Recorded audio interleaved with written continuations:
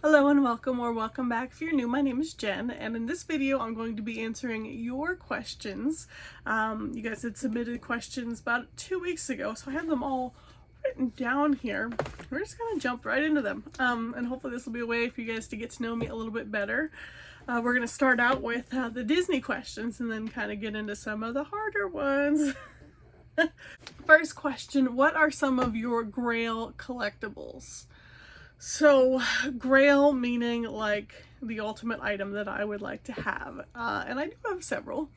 So in my Jim Shore collection, there's a couple, he's made some castles, which are like really hard to get, hard to find.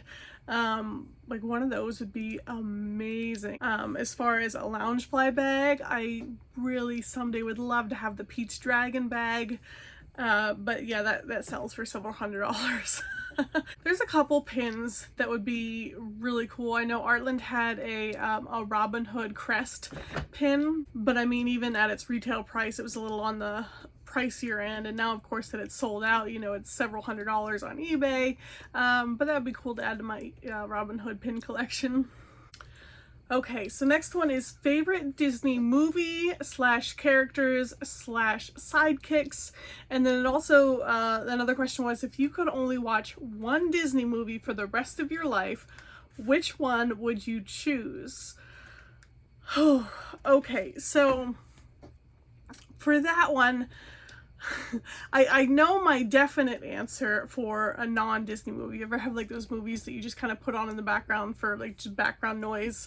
And that one is You've Got Mail with Tom Hanks and Meg Ryan. I love putting that one on. But if I had to answer like the same question for a Disney movie, my background noise Disney movie that I could just play over and over and over again is The Muppets Christmas Carol. Light the lamp, not the rat. Light the lamp, not the rat. So characters.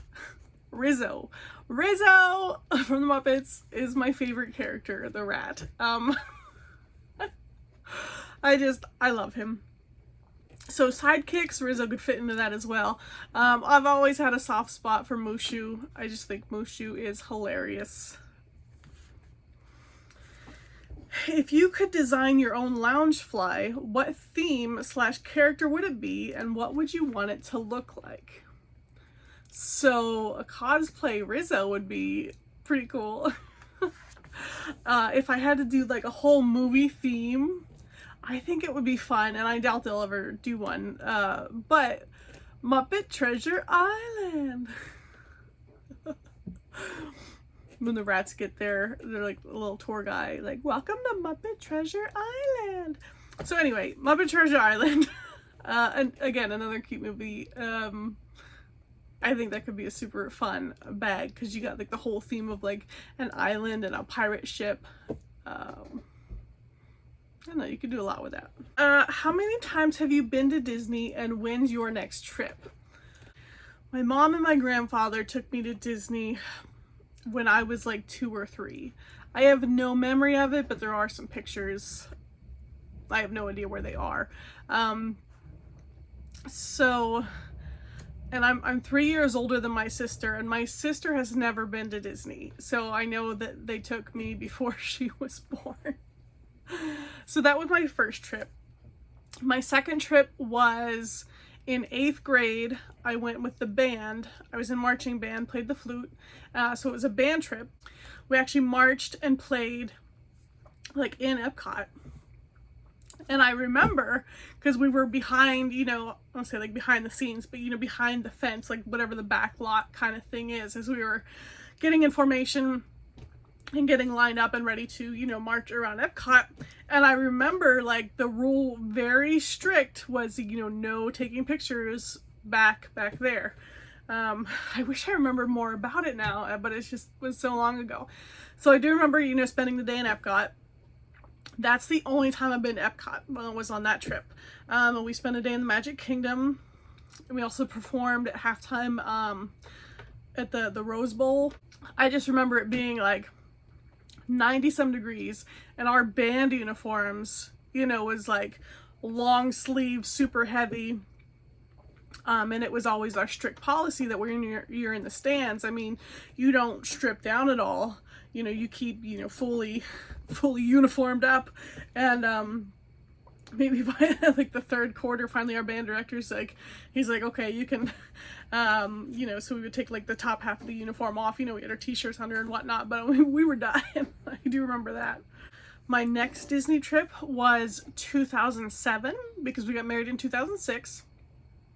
And my husband and I went down. We were actually going down to Sarasota to visit one of his friends, but we flew down to Orlando and rented a car,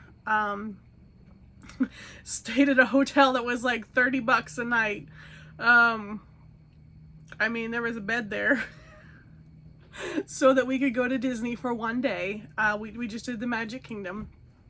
And then after that, you know, drove down to Sarasota to spend the week with his friend. So there was that trip. And then this past March, my husband had a business like conference type thing that was down like really close to Orlando. I was like, I want to go to Disney. I mean, Disney trips are really expensive, but since he was already planning to pay like for travel expense for him to get down there, he was going to drive. Plus he was already going to be getting a hotel room. I really tried to justify like the added expense, you know, to let me come along, so we could go to Disney. So we did.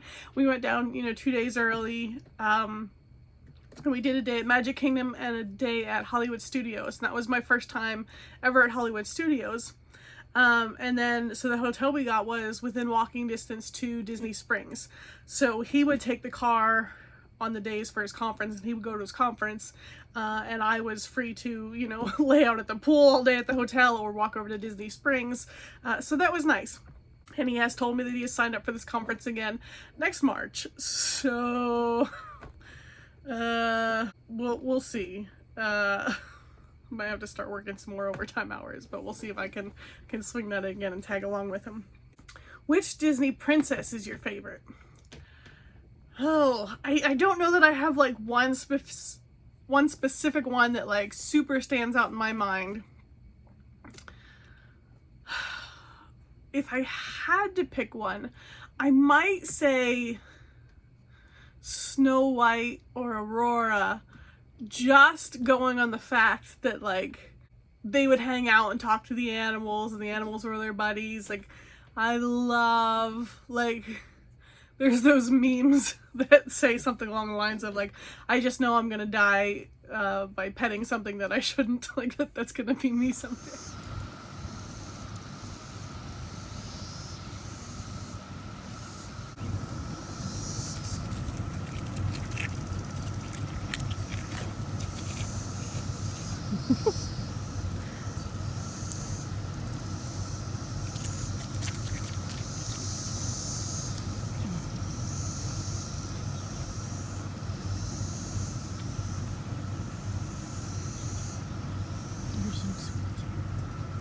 So sweet.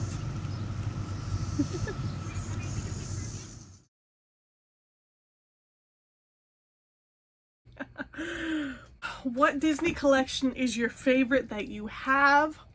Hands down my Jim Shore collection, and it's not that big of a collection, but when I started subscribing to the Disney subscription boxes only like 6 or 7 months ago, my whole main reason was I want to start collecting Jim Shores. And in one of the preference sheets it says, do you want pins? And seriously, I was like, pins are stupid. Who would want pins in their box? Like I didn't even know that like Disney pins was like a thing. So I quickly, you know, changed my mind on those, and I've grown to love pins, just because, you know, you can get ones that are on like a lower price point, although I have pins that range in all price points. But it is like just such a beautiful mini museum kind of thing, like on this pin board, and I love them.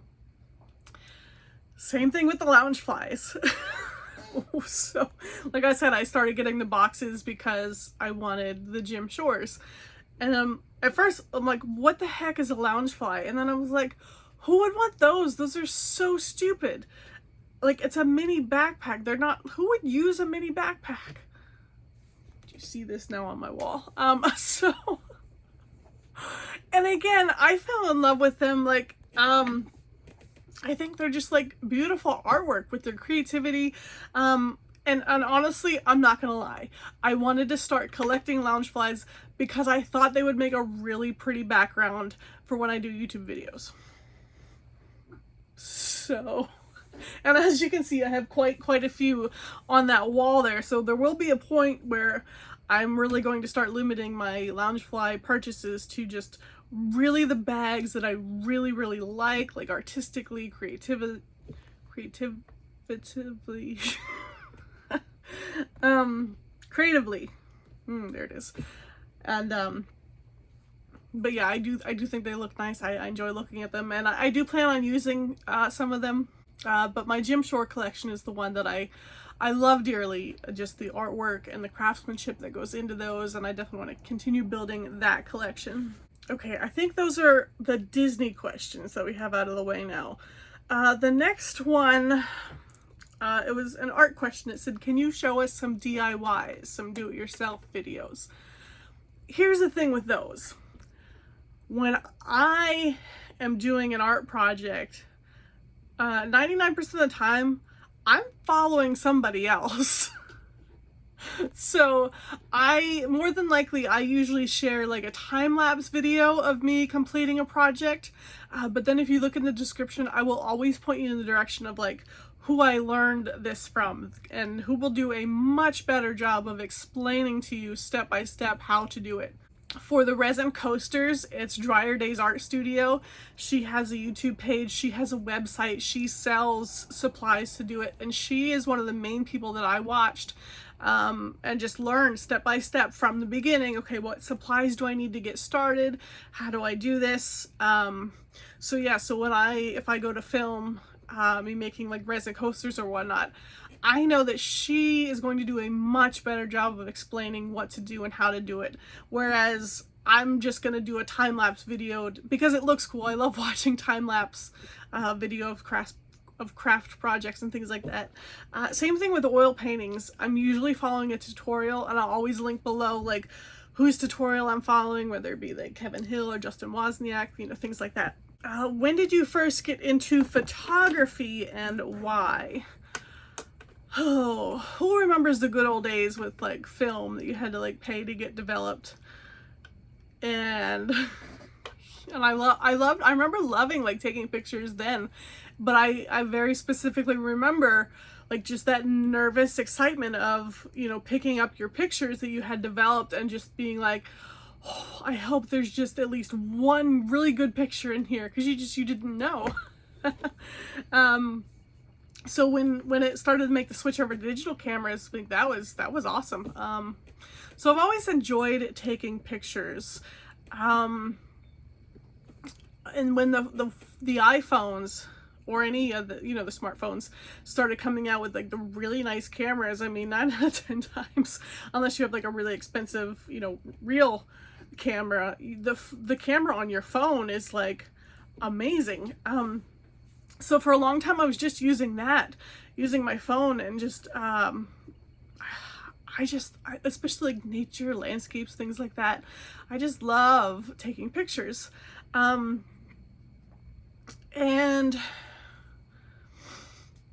when I first started doing watercolors and I wanted to attend a craft show, I didn't have enough to sell to fill an entire booth with all of my, you know, watercolors or artwork. I had just started painting this a couple years ago. I hadn't started the oil painting yet, so it was just some watercolors. And I was like, well, I've taken some pretty decent pictures. So I had some pictures that I had taken like with my phone, printed up in 8x10s and got little mat boards to put them in, and also sold those from my booth. So that's kind of what started and fueled the photography a little bit more as well. And then if you remember the stimulus, I think it was the very first stimulus check that we got was for $600, maybe 2 years ago. I don't know how long ago it was. But when that check came out, I used mine to buy my Nikon camera. It's about like $600 or $700 camera. It's not a DSLR. I don't know enough about photography to understand how all that works, and I wasn't ready to devote that much time into learning. So I really just wanted like a fancy point and click. So that's what I bought, and that's what I've been using. And I've really enjoyed just learning different things about it. I really like taking like the waterfall pictures, and learning about some of the different settings, and like slowing down the shutter speed.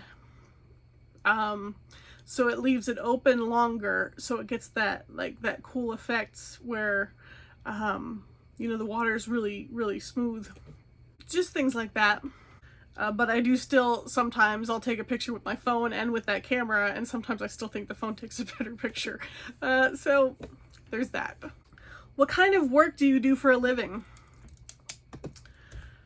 Okay, I feel like in order to properly give you a better idea, we need to go back to the beginning for this. So to answer your question, I do work from home. It wasn't always that way. I did have to used to go into work, but I worked from home before COVID. It's just a desk job, analyzing reports and things like that, and I love it. But let's go back to the beginning, because if I just left the answer at that, I just feel you'll get a much better idea of me if we start back.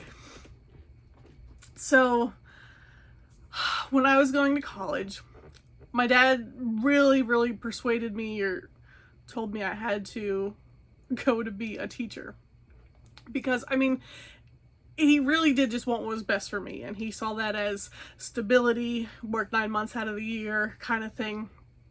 I don't consider myself at all like book smart. I did have, and still do have, a great passion for music. You know, I had done chorus and marching band, loved to sing, to play the piano, but I didn't really have any interest in like going to school for music, or even to be a music teacher. So I chose health and phys ed. I have a teaching degree, K through 12, for health and phys ed. And I felt so out of place in that major. I think like one of the very first days in one of the class, the professor told us, you know, raise your hand if you played like a sport in high school. And I was the only person that didn't raise my hand. Like I was just a fish out of water. But I worked really hard and graduated. Towards the end, I did fail exercise and physiology. Had to come back for another semester to retake that. Got a B the second time around though, was very proud of myself. But I did graduate with that degree. My husband and I, we had dated for 1.5 years and then got married after I graduated there. The pastor of our church and his family, like, they were going away for the summer. So he asked us if we would be interested in house sitting. So we took him up on that offer, because we were still trying to figure out, you know, where are we gonna go? What's our permanent job situation kind of looking like? At that time, we were both working for the same company. We were TSS, which was therapeutic staff support. If you've ever seen in the schools, you'll have like an aide working with just like one of the students, behavioral issues, things like that. So we both did that, but we knew we needed to come up with a plan at the end of that summer, because obviously that family was coming home and we needed to have a place of our own. And there was a job position nearby, and there's a juvenile detention facility, and they were looking for counselor parents. So they were looking to hire married couples. The thought of that, you know, didn't scare either one of us off. You know, my husband graduated with a degree in criminal justice. My parents were foster parents. Like, there was me and my sister, and they were our, you know, real parents. But there was always 4 teenage boys, you know, circulating through the house, whether they were there a week or some of them were there, you know, 2 years, and actually became like brothers to us. So, so we took that job at this juvenile detention facility as counselor parents, and it was a live-in position, so we were both given a salary, a small salary, but we didn't have to worry about any rent payment. You know, your apartment was included. There was no utility bills to pay. A lot of your food, you know, was included. So your apartment was attached to this house. So at this facility, you know, there's all these houses on this, I'll call it a campus. So we were in charge of an entire house. So in the main part of the house, there was 5 bedrooms, 2 teenage boys in each. So we became, 3 months after we were married, we became parents to 10 teenage boys. This will either make or break your marriage very early. But my husband and I, you know, we worked really great together as a team. There was definitely good times, definitely bad times. You know, a lot of these kids were gang members, you know, from Philly and, you know, things like that. And it had its challenges. I had a hard time with that job just in the sense of I never felt like I was off duty because you lived there. Like there was a door between, you know, our apartment, you open the door and then you're in the big main house. So you would work 10 days on, 5 days off. So, and even when you're off, I mean, you're in the apartment, you can still kind of hear them on the other side. You know, relief staff would come in and they'd be in charge of the house while, you know, you were off. So that was hard. I do remember a lot of great times there. I mean, I don't want to make it sound like it was bad, you know, when I tell you the horror stories.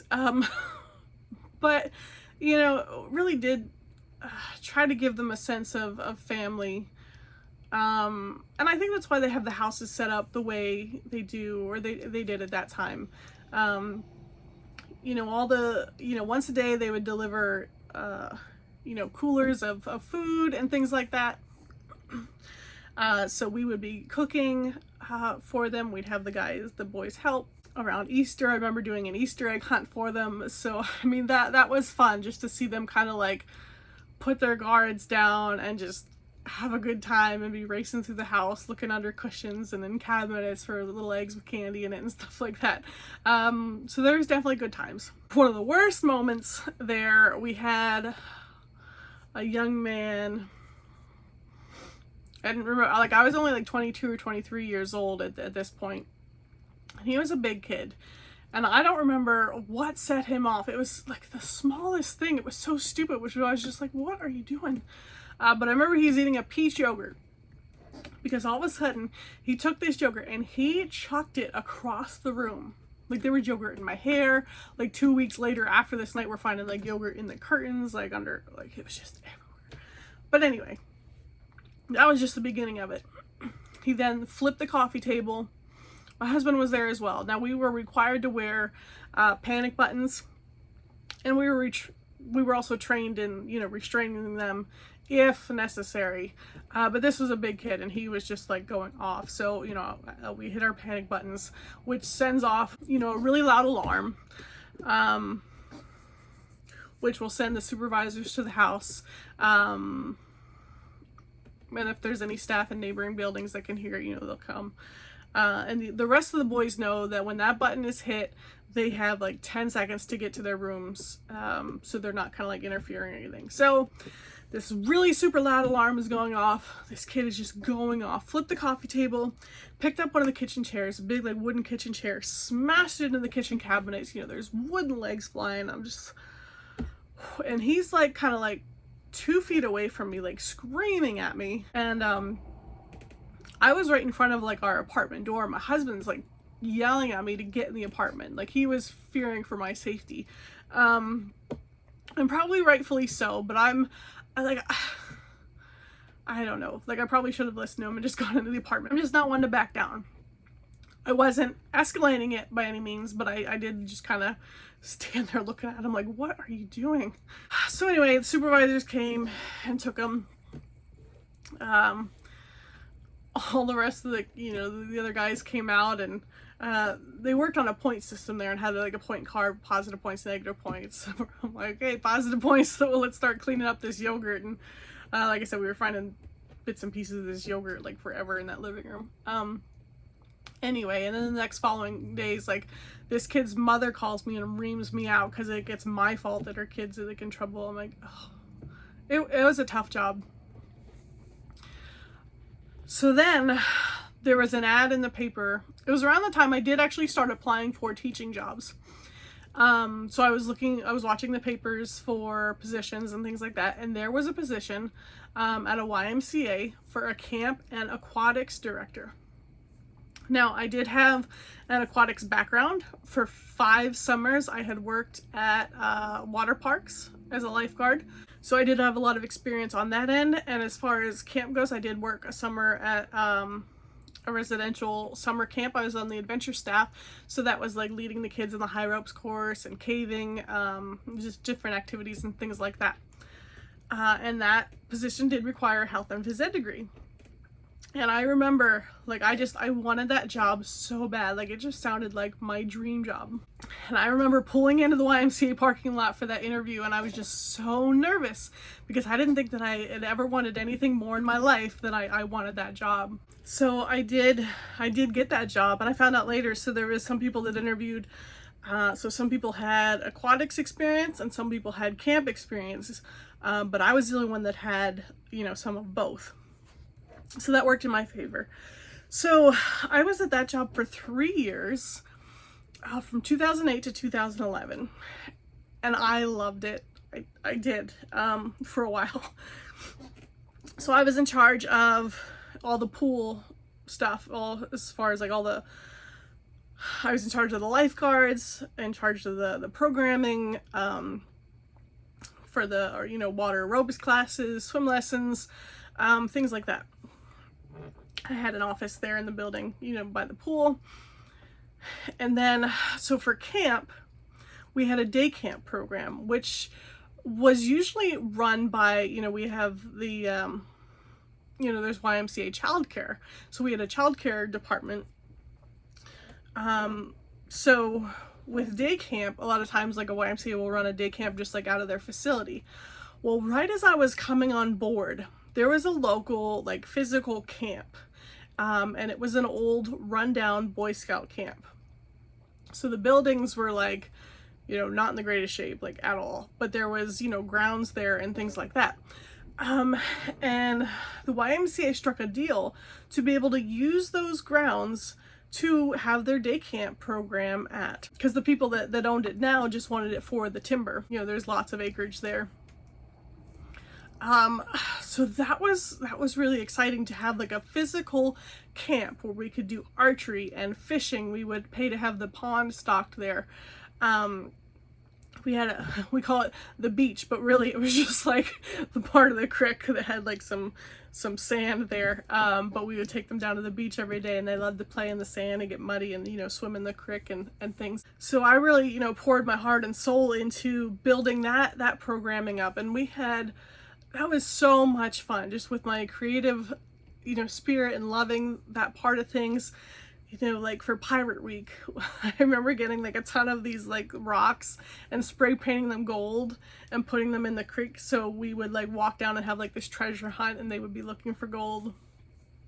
It was a blast. But then as camp continued to grow,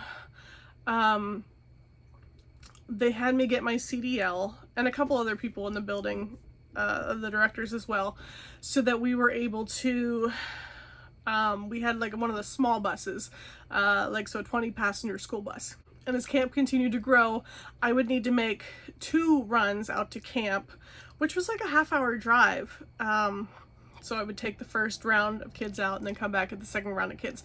So same thing at the end of the day, bringing back 2 rounds of kids. Also in charge of providing lunch for the kids every day, which was kind of regulated by the state because we would get reimbursed. So it had to follow, like I had to turn my menus in to be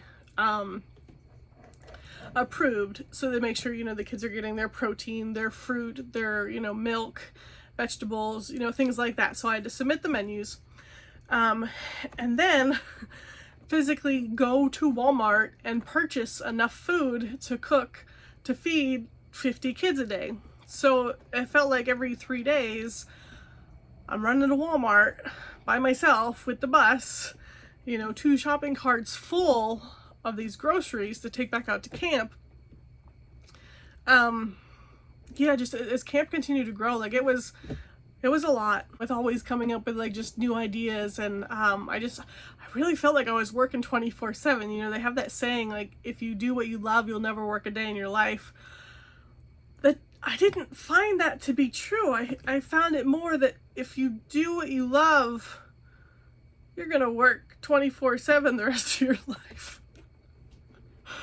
Oh, and it got to the point that it was too much for me. I think my breaking point was like I was behind the wheel of the bus.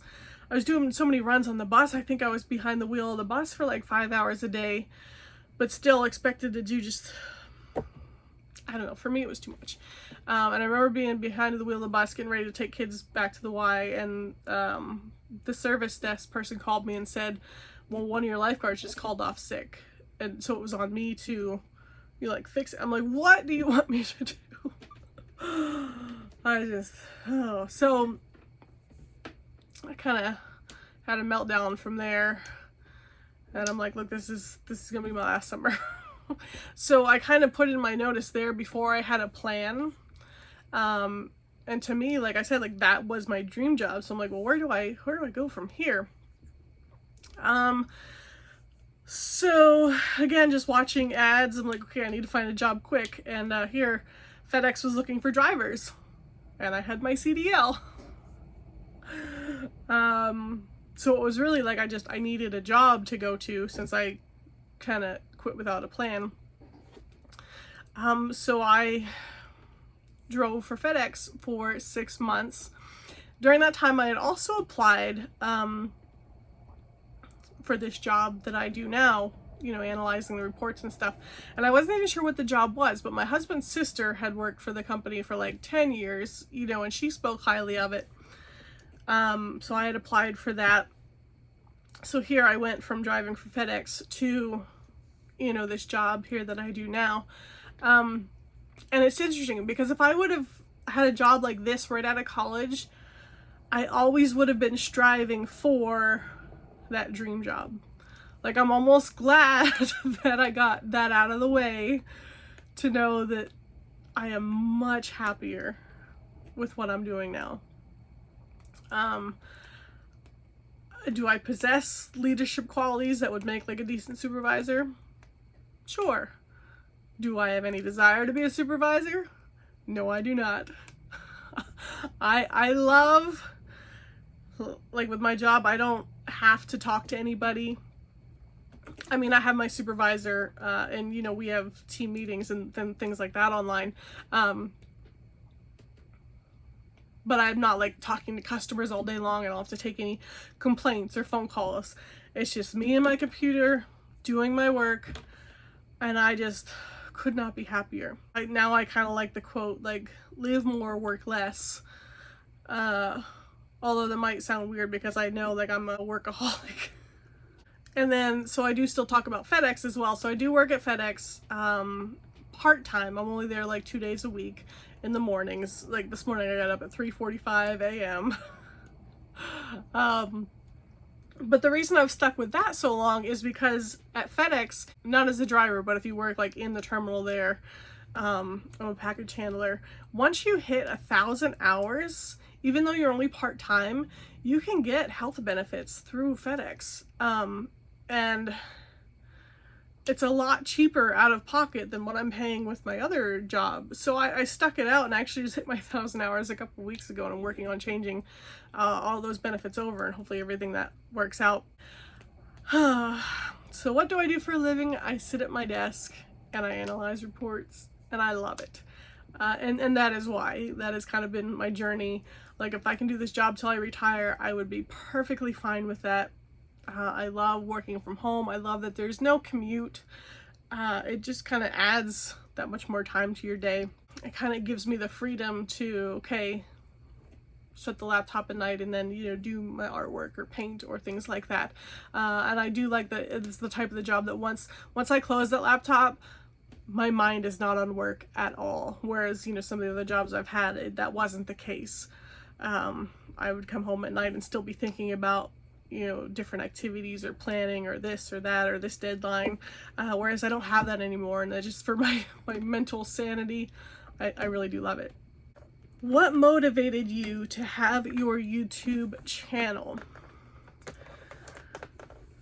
All right, so completely honest answer. At the end of November last year, I really wanted an outlet to be able to share my story in a way that I wasn't pushing it on anyone, but it was there and available for anyone that wanted to hear it. You know, in any of our personal lives and physical circle, there's only so many people in it. And I remember just with the things that I've been through and things that I've struggled with, even searching and trying to seek out others that had been through similar things or struggle with similar things, I had a really hard time finding that. So I wanted to put my story out there for anyone that was searching in a place that they could find it. And YouTube was the best that I could think of. So I had done 2 separate videos, one on my abuse story, one on my addiction story. And then it was my hope that if I started to do other videos, people might, you know, they might not necessarily be searching for like my personal stories, but they might find me because of an unboxing of a subscription box, and that might lead them to my story. You know, things like that. And I started to think, okay, well, what videos am I looking up on YouTube? And I mean, I myself would watch other people unbox their FabFitFun boxes, and I had been getting that box for quite some time. I was like, well, I can do that. So I think that was one of the first ones that I had done. I'm like, well, let's do a video of a FabFitFun unboxing. And it was soon thereafter that I realized that Disney boxes existed as subscription boxes. And I didn't know that. I was like, ooh. So I feel like I watched a million other people unbox stuff. I was like, okay. And that's when I subscribed to Bippity, and I've tried Bippity and Magic at Your Door and Mickey Monthly and Mickey Loot. So yeah, and it's just kind of grown from there. And I do have a heart and passion to, you know, talk about other things. Like, YouTube is an amazing platform that can be used for so much good. And I'm still trying to, you know, figure out in my mind, like, what can that look like? I mean, for now, I'm having an amazing time getting to know you guys and continuing with, you know, the unboxings and things like that. I do love Disney. And, you know, some of the other subscription boxes that I get, you know, those are super fun to do videos on. But that was my initial motivation for the YouTube channel. And it has grown so fast. Like I said, we got to 1,000 subscribers in 7 months. The channel is now monetized. So I do get paid for the ads that are on the videos. So if you're looking for a way to support me that doesn't cost you anything, just let those ads play out. Or you can skip them, that's fine. I skip ads too sometimes. But if I'm on a channel of, you know, a creator that I really like and want to support them, I will let them run. So anyway, that is why I started the YouTube channel. So there were some of these questions. I don't know how to answer them. What is the secret of your smile? What is your secret of always being cheerful? And why are you so sweet? How do you answer those? First of all, thank you. But, I mean, okay, the secret always being cheerful? I don't have to talk to anybody all day long.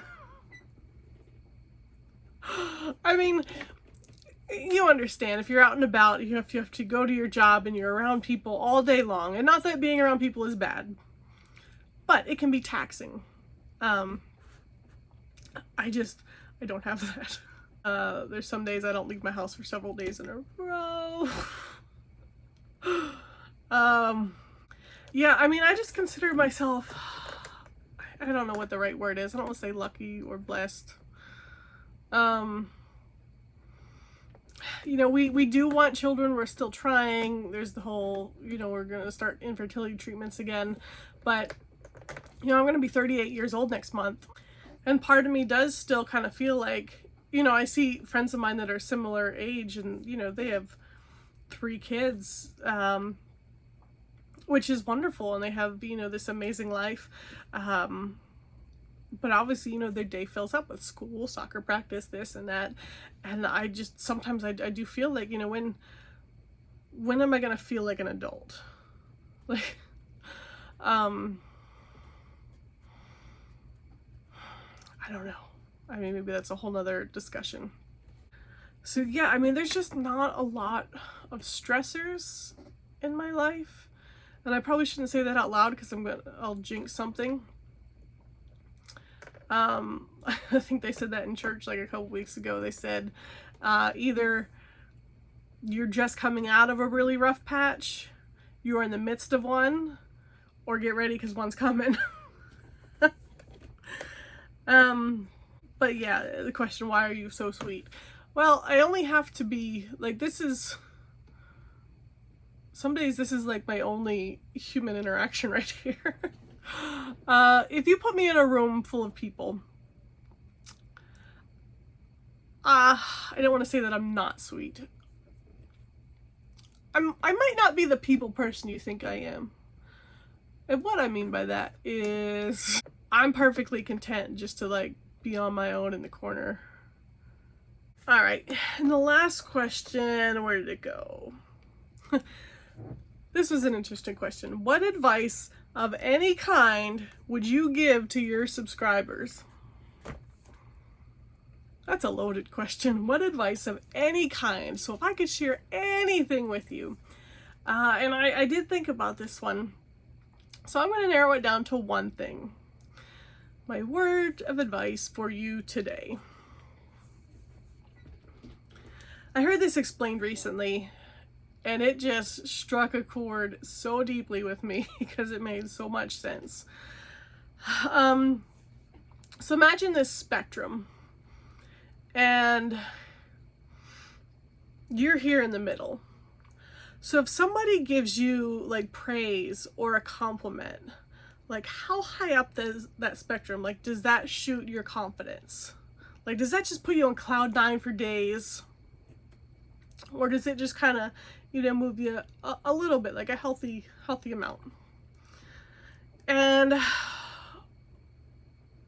what they said was, if your response is kind of like a self-reflection kind of thing, if your response is like, yes, like I say this, like if I say like, if you are a people pleaser, I say this because that was me for years. My life was ruled by this, like absolutely.